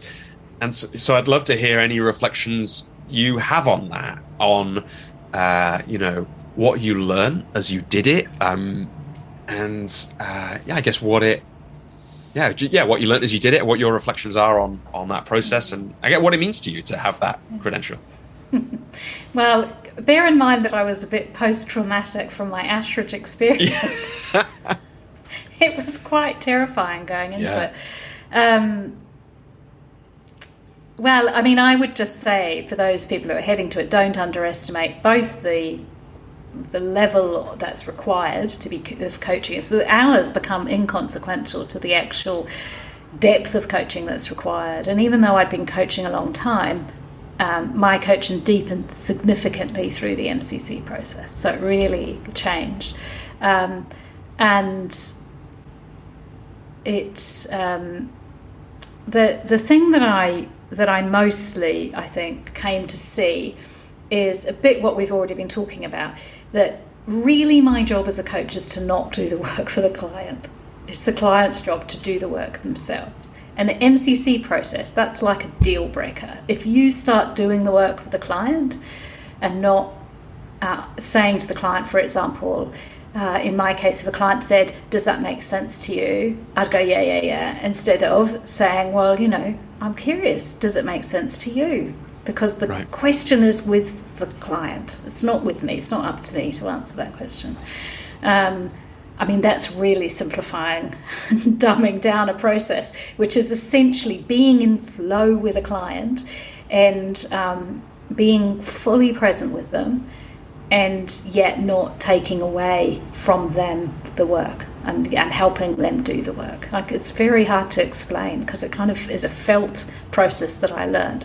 I mean, what I would say is I had a beautiful and amazing MCC mentor coach who took me by the hand and guided me and taught me a lot. And if anybody's listening and thinking they're going to reach out to me, I'm not ready to do MCC mentor coaching, because I feel now like I'm still deepening the learning that came from that process of really being so fully present and going through that. And the mentor coaching process, I had the training hours. So I had the training hours and the coaching experience hours. So I did one-on-one mentor coaching with somebody, and I sent a recording every single time. Yeah. And so it was 10 recordings, and I would do 3 or 4 recordings before I got one that I could send, that I thought was okay.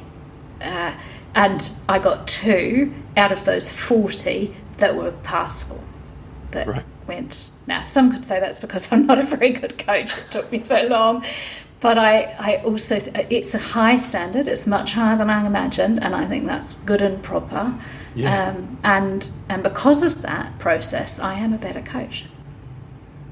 Yeah, and again, like a bit like what did you say about the question, what makes this important to me? You say about it, and then on the training, and then people don't use it until they do, and then they realize how powerful it is. Like recording a session and going through it with a mentor coach, that's the same for me. It's like you can set, like, it's such a powerful thing to do. There's almost no way to, again and again, thinking about deliberate practice, or thinking about deliberate practice and how we improve, and in a game of tennis, that kind of thing. It's like, listen, notice what's happening, and only then can you really adjust. And so, it's like almost, that process, having the standards that you want to reach is great, but like, I imagine that even, to record 40 sessions, listen back to even half of them, even a quarter of them with somebody else would be, very, very powerful experience. That, was interesting when I had to do a kind of mindset shift for me on credentialing to get me to do one, because the training course that I did required me to do the portfolio path to get the accreditation, and I just didn't need to do it. Like, I wasn't working in, maybe we'll talk about this in a sec. I wasn't working in investment banks, so no one was asking me for it. And I think it is happening more now, like 6-7 years in, than it was then, that there are more places where it's worth, like, you kind of may need to have it, but still many times I don't and haven't, and so why would I? Essentially, no one was asking me for it, but the thing that got me interested in it really was reading Bounce by Matthew Syed, where he talks about the deliberate practice element, and it's like, what am I doing to improve my craft? Like, am I actually practicing coaching? And what could I do to do that? And that was when I started up some group mentor coaching again, so that I could, I was, so that I could be doing that thing that we've just been talking about listening to coaching, watching it, analyzing it, thinking about my practice in that way. And I used the PCC as a way to learn about coaching.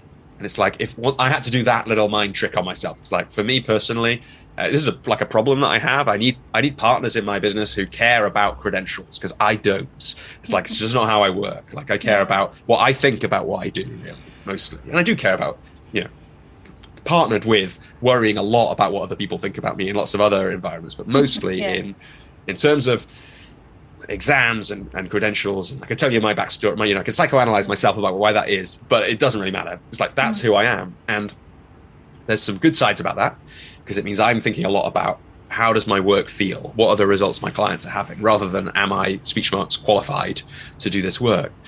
And then I sometimes run into problems because compared to some people, I don't have any qualifications, and so it is worth me doing that in all kinds of ways. But it was really useful to have that as a mind trick on myself, to be like, no, this credentialing, this can be a way to really deepen my understanding of the craft and learn about coaching. And I love hearing you talk about how that happened for you with the MCC.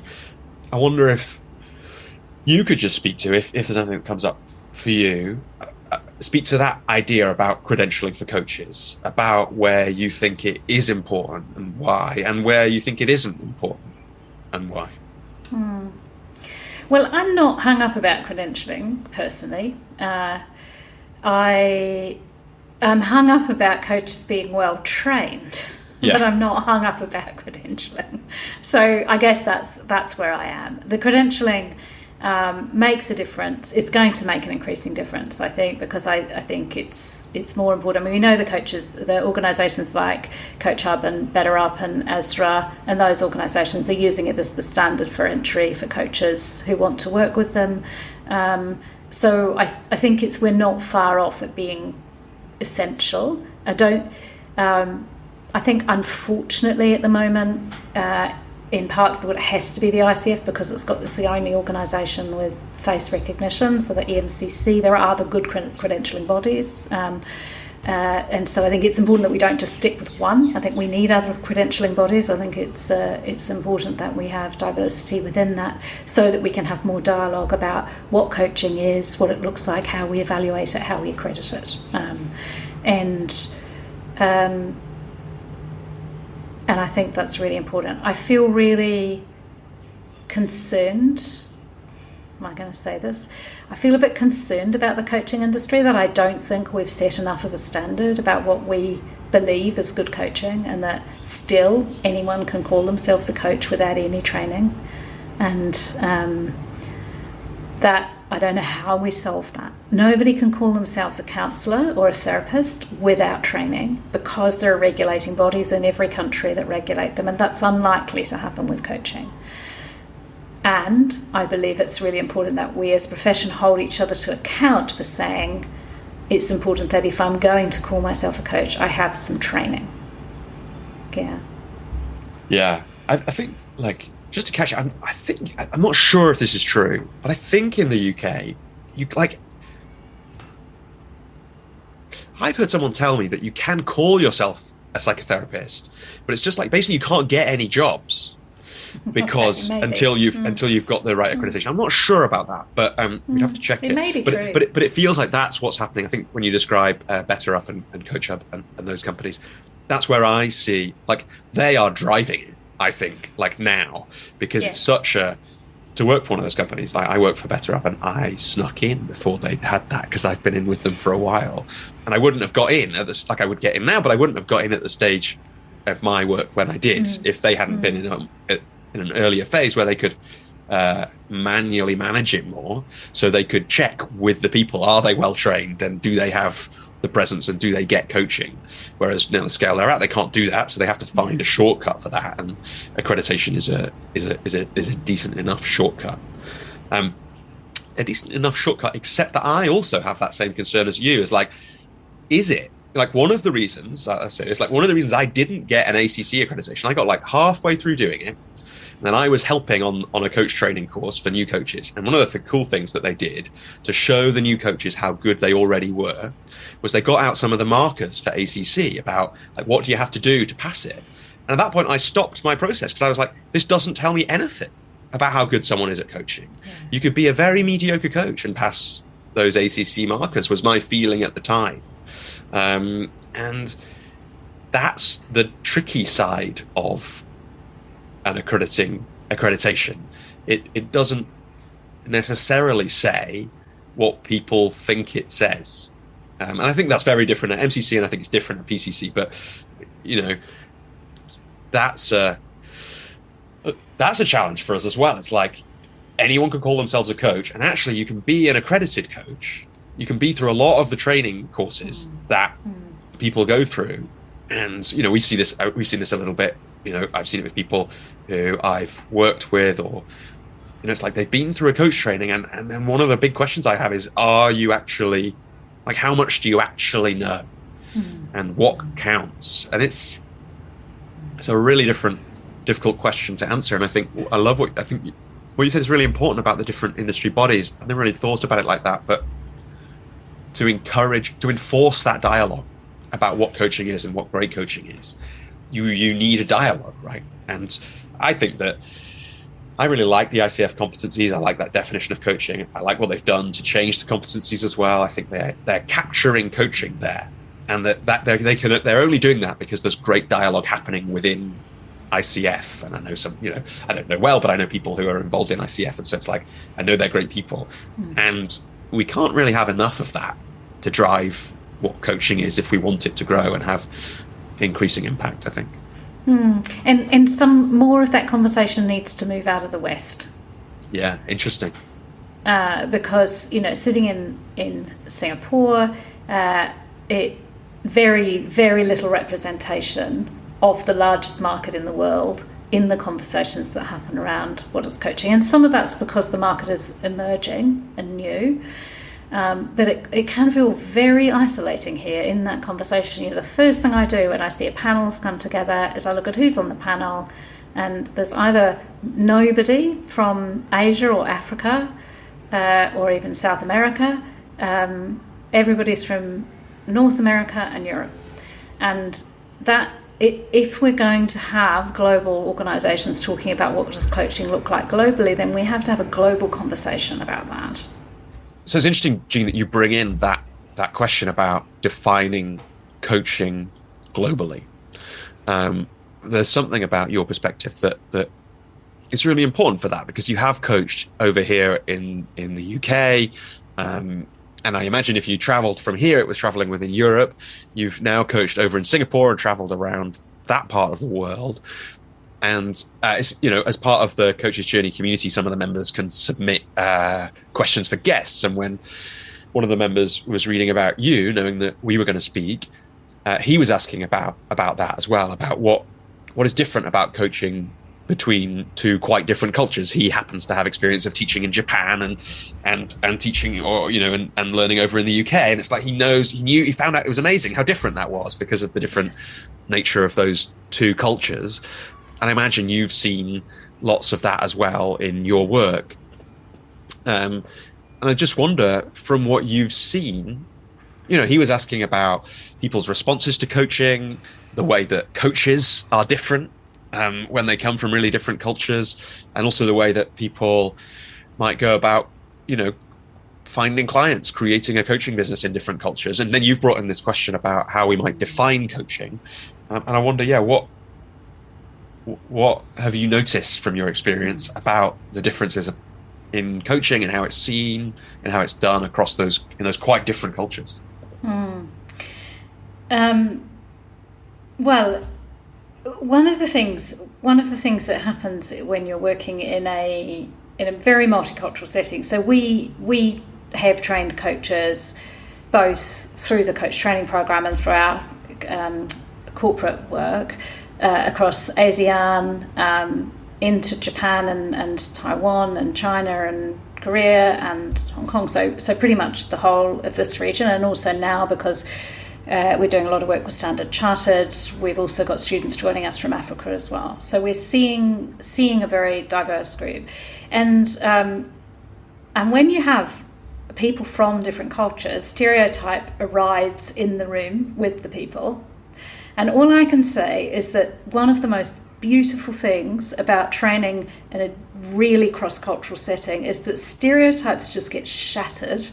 And what we see is that every person is a human individual with very similar needs and desires. Now, their ability to access what we call coaching may be different, because if you've grown up in an educational setting which is very didactic, where learning is taught, where everything is taught, and you come into coaching, it can be very hard to then enter into a coaching relationship and know what's expected and know that this is a relationship. And I know one of our students in Japan said she was really struggling with her Japanese clients because they would come and expect her to teach them, basically. Thought it was training. And so after we had some conversations, she agreed that she would go back and teach them about coaching and what it was. And then she had no problem, because once they realised that they could come and talk about themselves and talk about what they needed and that there was no right answer, off people went. And so in wanting sort of different parts of the world to be represented in coaching, it's partly so that we can have that conversation that says that actually we're all humans in this conversation. And we've had some really moving moments where somebody from Australia, somebody from China is saying, I'm really worried about my husband's career, can I talk about it in my coaching conversation in the mentor coaching groups?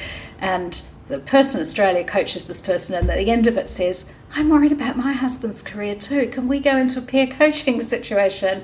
And all sense of difference has disappeared and our common humanity has shown up. And so I think coaching is a really deeply powerful tool for de-biasing situations, actually. And I think that if we could help organisational leaders to understand that if they coached, they would get over their bias, because when we get to know each other, we lose that. We lose that sense of I'm like this and you're like that, or I grew up here or I was like that. And we become, I don't know, I keep saying it, human together, and it's fun. It's really fun.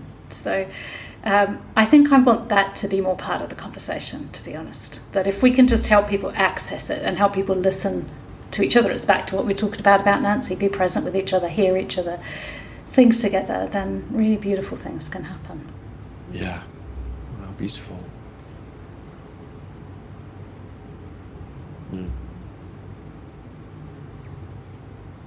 Yeah, beautiful. So much in there, and yeah, like you say, it's nice to bring it back to what we were talking about at the start of the conversation. I mean, it does. There are cultural differences, of course, but I think it's about us not trying to seek beyond the cultural difference. Actually, I think that's for me the thing. And in all the diversity work I've done, I've really been keen to say, let's get beyond that point of trying to decode what's the cultural difference of this and move to what have we got in common, where is our commonality, and then we can go from there. Yeah, it's lovely to hear you say that. I think it's interesting in some of the conversations about diversity and inclusion at the moment, it feels like it's going a bit the other way. It's what I've seen. There's like quite a lot of focus on the difference, and sometimes that's really important because we kind of have to diagnose the difference to be able to then see past it, maybe. But it's like, certainly that's I don't know, that what you just said, I can feel that in a way that sometimes in some of the diversity and inclusion stuff that is happening, at least over here, I can't feel that at all, and I find it quite jarring sometimes. Gina, I wanted to come back to, it's a bit of a gear shift, but we're talking earlier in the conversation about working with organizations. And I think one of the things that that's clearly the way you've talked about your work throughout this conversation. From the very start, it's been a big part of that. And I think you said to me before the call, and rightly so, we haven't talked about that in that much detail on this podcast. It's like been bits of it here and there, but with someone like you who's got that experience, that's been so much a part of their work. And I was saying of the coaches we're training, we just had a question about it, and it's such a great topic to get into, because there's more dynamics, but also around contracting and engaging with people. I'd love to just hear a little bit about what you've learned about that organizational work. Mm-hmm. Yeah, I mean, a lot. I've been contracting as an executive coach to organisations, I guess, for about 16 years now. And when I started, I would, particularly because of the person who first contracted me, he said, great, here's the client, here's what we want you to talk about with that, or here's the issue that's brought them to coaching, off you go. And that would be it. And off we would go. And we would have no encounter or necessarily. I do very differently to that now, because I've learnt in many ways the hard way. So I have quite a structured approach to executive coaching, which will be, to get into the organisations is all through relationship, and it's networking. So that's how I have those relationships. And then you generally have to be empanelled usually for an organisation. So they have a panel of coaches that they'll call on. Of course, that market is changing swiftly at the moment, because they are more commonly only empanelling organisations who then subcontract coaches. But I still have quite a few contracts. So the way I do that is usually there's a call with the HR or somebody in HR about it, and then I'll do a chemistry session, for want of a better word. I can't stand the term chemistry session. That's what we call them. Relationship discovery session, whatever it is, with the individual. And normally the organisations are putting up 1 or 2 coaches at this point, or 3 sometimes. It's a bit of a beauty parade, so the individual can choose, and I encourage them to do that at the beginning of the session. I say, we know from the research that relationship matters, so you need to feel that you're in relationship with the coach, and that works. And if you don't feel in relationship with me, don't choose me. So I'm really quite upfront about that. I give them permission to not feel bad about the fact they're going to have to choose somebody. I'm being quite practical here, but let me keep going with this if that works. Really good.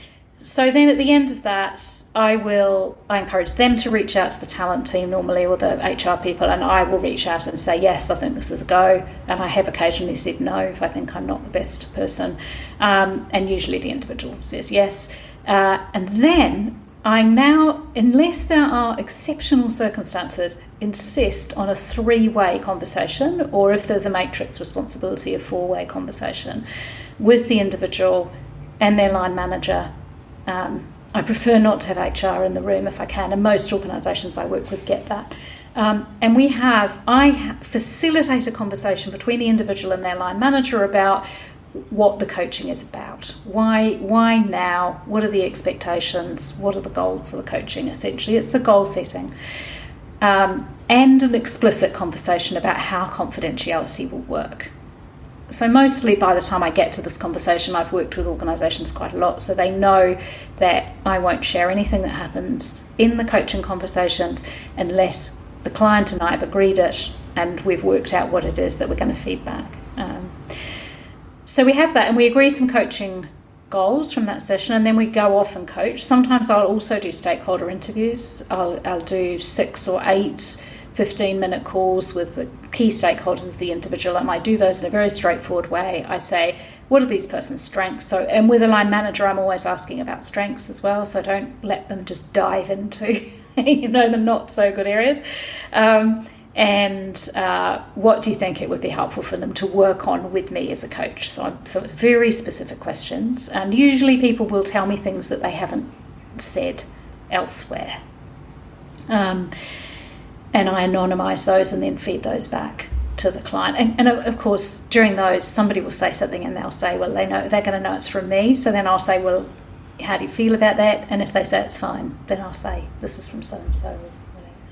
Then we coach. Then we have, anywhere between an hour and 2 hours. My first session, I generally trying to get this. In fact, I keep increasing the length of my first sessions because I just want as much time to understand their career journey. I tell them a bit about me so they know who I am and how I've come to be there, and really kind of digging into who are they as a leader, a bit of biographical stuff, all of that, to try and help understand and set the scene for the coaching. And then it's like any other coaching assignment.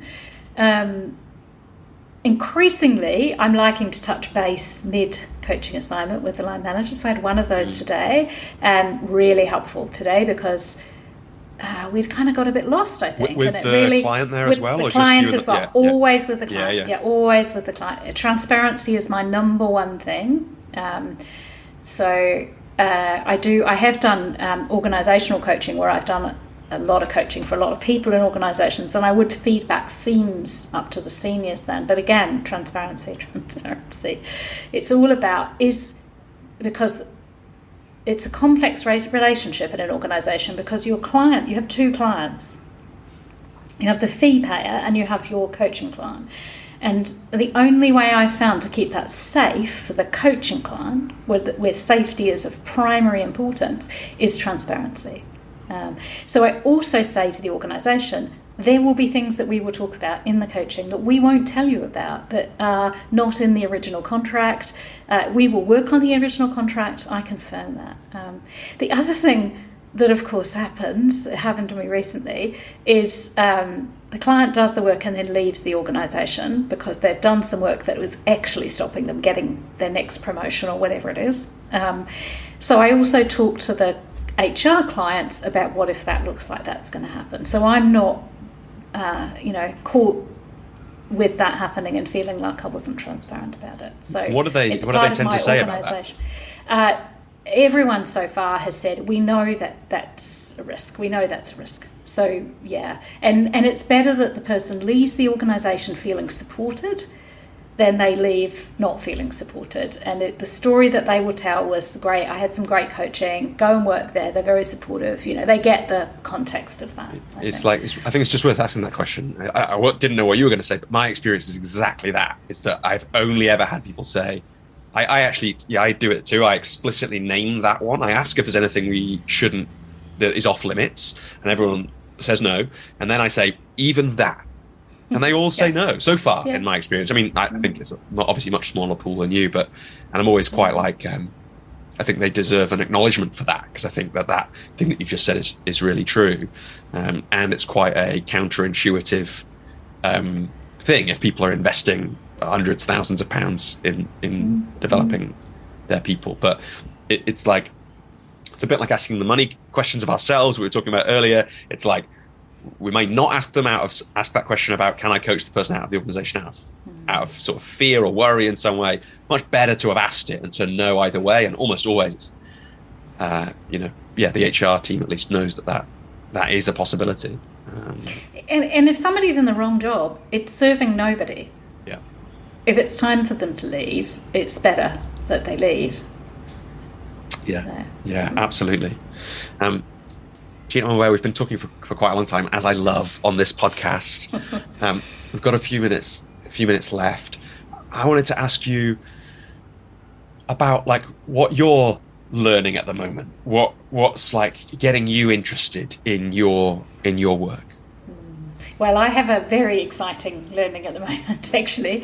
For many, many years, I have recommended the book The Happiness Trap to clients, which is a book by Russ Harris. Is a book telling us a story, really, of how we can learn to deal with our mind. It's based on something called acceptance and commitment therapy, which comes out of CBT. It's a mindfulness-based approach to dealing with our tricky minds, which we all have. And I'm just coming to the end of doing what's called a therapy training, actually, but he positions it for coaches as well. It's an online course, best online training I've ever done. It's all video, so it's not live. And so just today, just to give you an example, so basically we're being taught how to help people when they're hooked, or psychologists talk about it as being fused with your emotions, with what's happening, and really very, very practical strategies to help people unhook.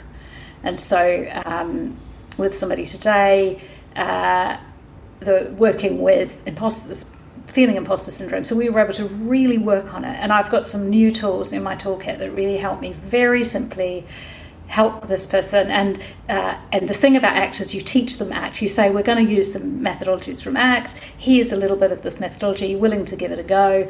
And they just work brilliantly. And it's so straightforward. It's things like... if you've got a story, whatever your imposter syndrome story is, you help the person to really break it down, work out what it is, and then give it a name and give the name a silly song, and off you go. And they're so simple and so practical and effective.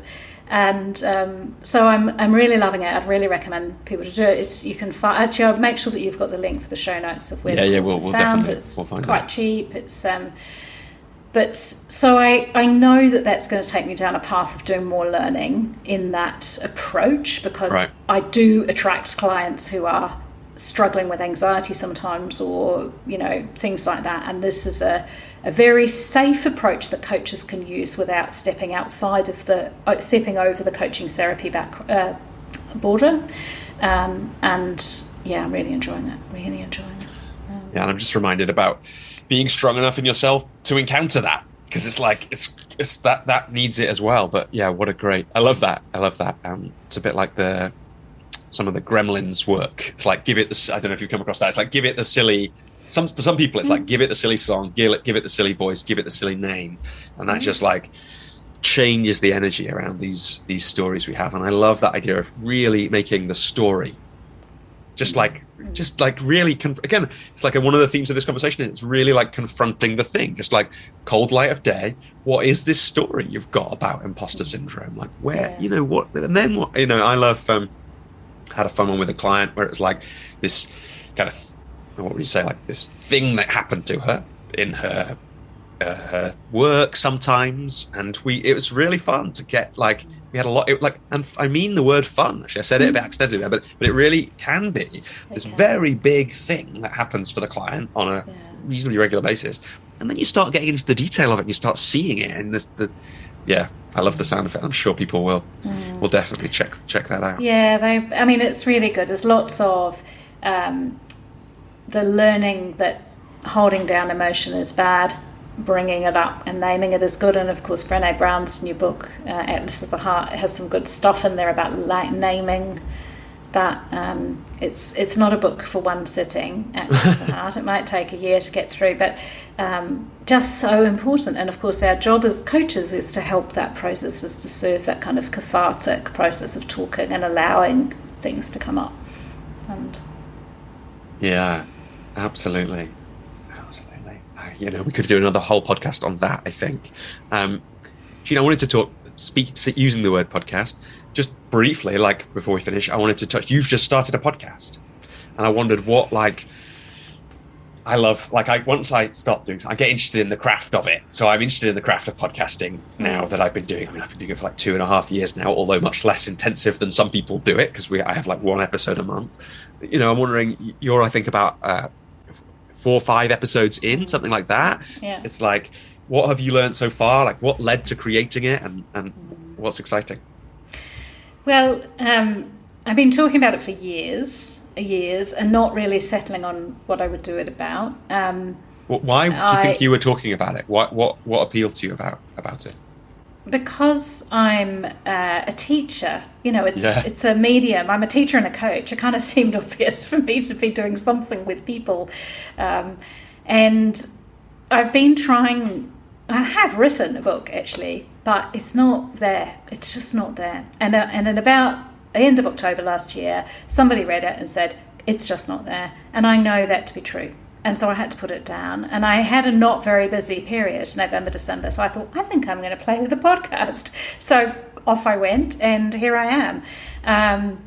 And what's curious, firstly, is that I keep saying I'm going to stop doing stuff about work. I'm going to move into the much more holistic life world, because I read extensively around self-help and spirituality. And yet I'm clearly a work animal. The work is my thing that I'm curious most about. So I ended up with doing a podcast about work.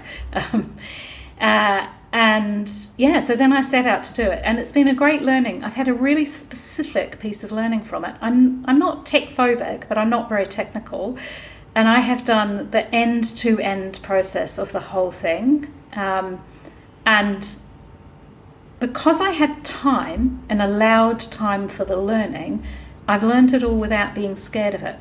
And it's been a very curious thing for somebody who's interested about learning. Essentially, that was my first training in how people learn. I see how much pressure we put under ourselves from a time perspective to learn something new, and that because I had enough space, now I can do it really quickly. And it's a really interesting thing. And I think about other things that I get frustrated with. I've got to sort something out in our CRM that I need to learn, and I don't leave myself enough time.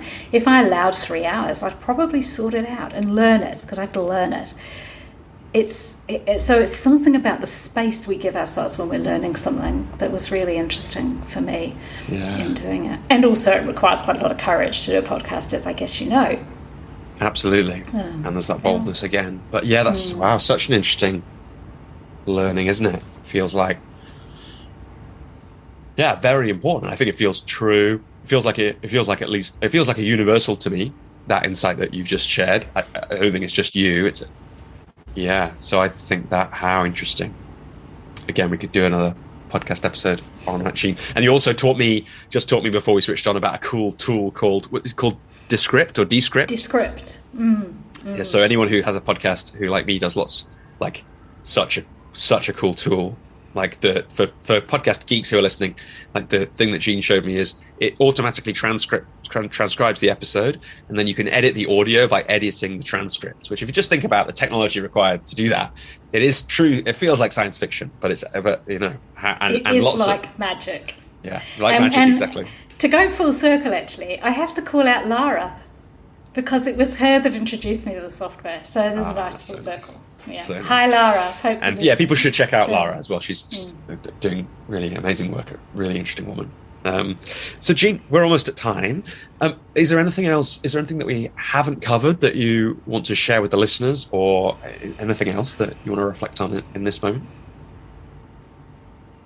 Well, only that I've really enjoyed this conversation, and I feel like this is the nature of coaching, isn't it? That when we're in relationship with people, things can happen. I can't believe we've been talking for 2 and a bit hours, and it doesn't feel like that at all. So, hence the work we do. I feel very privileged to do the work I do. I really, on all levels of it, come out of it feeling really grateful. So I'm grateful to you too, Robbie, for creating this space.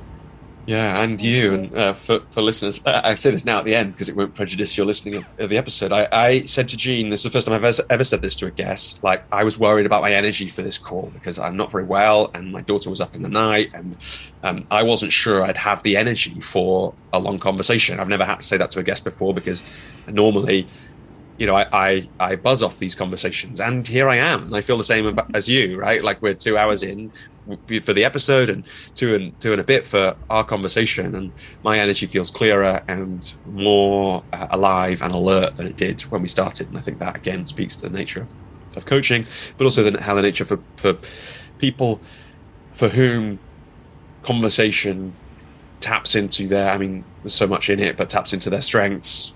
People who are able to slip into that flow in conversations, it's a very enlivening experience. So thank you too. And for sharing all the kind of experience and insight that you have, which you've shared so generously in this conversation. Lots of things we could have gone into for much longer, because it was such an alive conversation with so much in it. So thank you so much.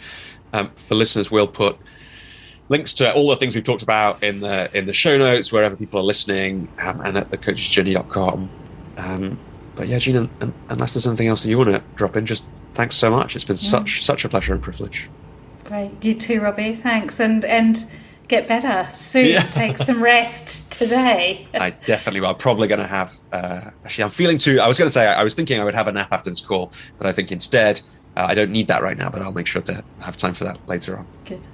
Thanks, Jean. Thank you.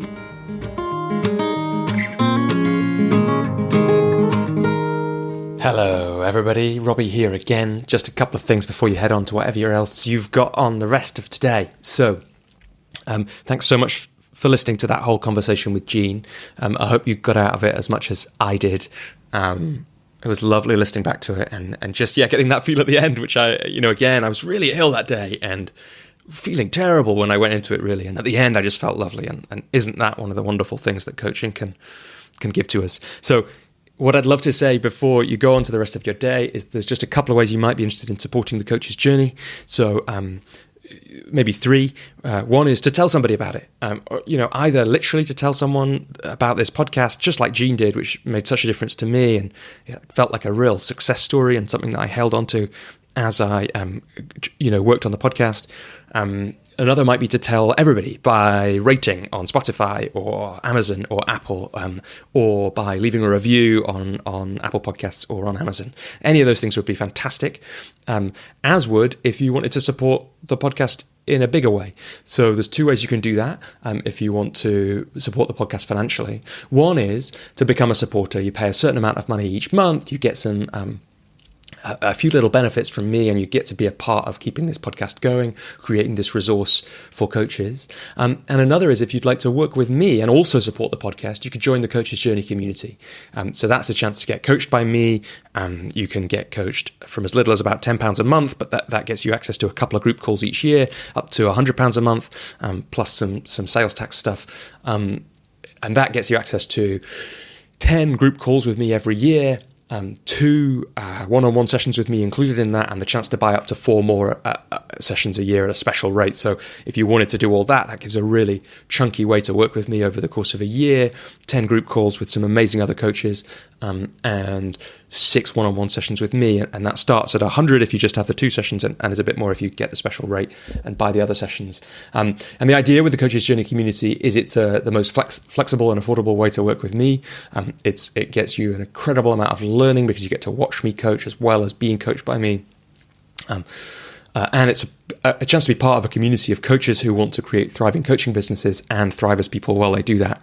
And you can find out more about those by being a community member at thecoachesjourney.com/community. And you can join the community and become a supporter at patreon.com/thecoachesjourney. You can find all of that at thecoachesjourney.com too. I owe a big thanks to everybody who's been part of that community and who's been a supporter. And who's told someone about the podcast, but particular thanks to Ruth Saville, Neil McKinnon, Ken Brewer, Joey Owen, Alex Swallow, and Alex McIntyre for your ongoing support. So thanks everybody for listening, and I'll see you next time on the Coach's Journey podcast.